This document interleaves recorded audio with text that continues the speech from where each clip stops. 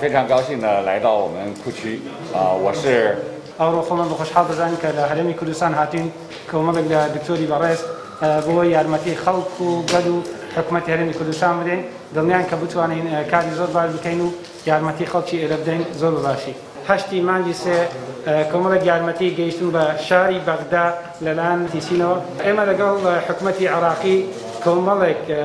شارەزا لەلایەنی طبیەوە و هەم هەتاوەکە و شارەزانە تەنانەت تەنها دکتۆرین بەڵکو لەلایەنی پەبلیک هێڵتەوە هاتوون لێرانە ئەو زانیارەی کە هەمانە ئەوانش کە پێویستیان پێ ئالگۆڕێکی دابکەین بۆ زۆرترین زانیاریان پێدا ببین و سود بگەینن بە خەڵک گەلی عێراق. یارمەتیەکان بریتین لەو پێداویستانەی کە لە ناو خودی نەخۆشخانەکان هەم لە ڕووی زانیاری و هەمیش لە ڕووی پێداویستی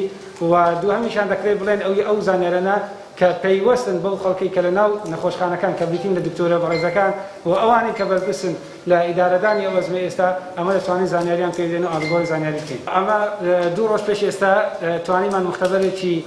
PCR لە عێراقدا دابمەزێنین بۆ ئەوەی ئەو مختبەرە کاری ئەوەیە کە بتوانێت لە ماوەیەکی زۆر نزیکدا کە تەشخیصی نەخۆشەکان بکات و پێویست بە مانەوەیەکی زۆر زیاتر نەکات لە بۆ دەستنیشانکردنی کەسەکان کە ئایا هەڵگرن یان هەڵگرنینە بۆ ڤایرۆسە.